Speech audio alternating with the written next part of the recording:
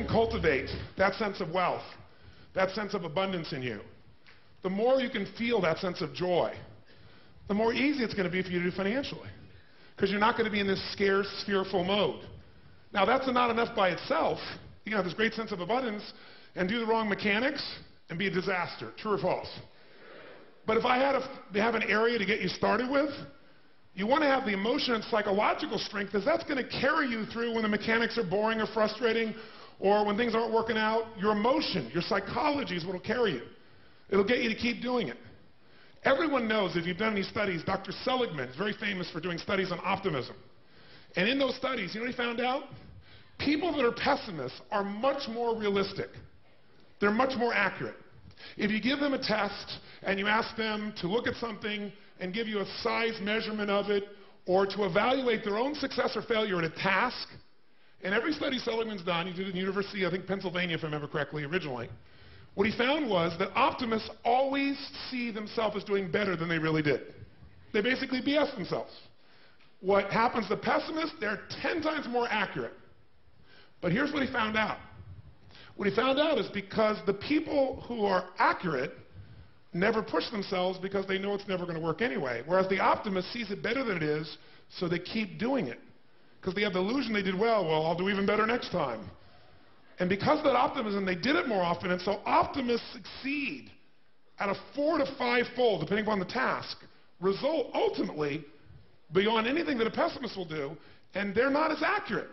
All that's a big way of saying is, if you can develop a psychology of resilience in yourself, you don't have to be optimistic or fake, you can be real. The realness is, whatever shows up, you are larger than anything that can happen to you. You are larger than any financial challenge you could ever face. Who here has gone through a very tough financial time where you didn't know how you were going to pull it off, but eventually you did? How many have done this before? Say I. How many have had this happen more than once in your life? Say I. Then the true history could guide you to know you can get through this and not let you be overwhelmed by the moment.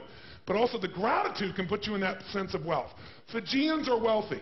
Whenever I bring friends there, we have 325 acres and 3 miles of ocean frontage. It's unbelievable. But you go up these 2 villages, and my friends initially will say, well, look at their houses, look at their homes, and they don't really have electricity, they don't have this, but they don't feel poor. It's your identity. The way you define the wealth determines whether you're wealthy or not. So are there enough things for you, knowing that 2/3 of the planet lives on $2 a day, that you could get yourself to really feel grateful, yes or no? Yes. How much of your life do you get benefits from today that you never had to create? Think about it. Like I said, the roads you ride on, the library, the books you didn't have to write, right? The internet that you can access in seconds and get answers to just about anything. The people in your life that you didn't have to raise, but are there for you. Think about all the different aspects of your life. If you want to be wealthy, all you have to do is associate. So before we do the financial part, because financial independence is different than wealth. Wealth is that state of mind. Financial independence is being in that position where you don't ever have to work again. That if you work, you do it because you really want to. Now, I'll give you a clue. If you get financially independent and you don't work, you'll be miserable. I can't tell you how many friends I have that sold their company, made $50 million. One man made almost $1 billion and was really excited for a while. But after a while, it was like bored. His vehicle of his business gave him a sense of contribution, and he was always growing, figuring out how to solve problems, and he had all the people he was connected to in the business, all the employees and friends and associates, and he was significant because he was doing something worthwhile, and he had tremendous certainty because he knew the business, and also variety because it's always changing. And now he had this money.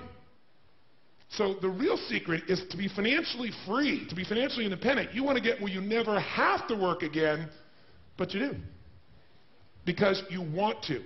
That's when life gets very cool. When you don't have to work, but you want to, you often work harder. I enjoy my life. I don't have to work. That's one of the most killer experiences in life. So I want to tell you, I'm not just saying this as some little positive thinking technique. I'm telling you, this is the secret, the real secret, to shift it inside of you and to add the real value.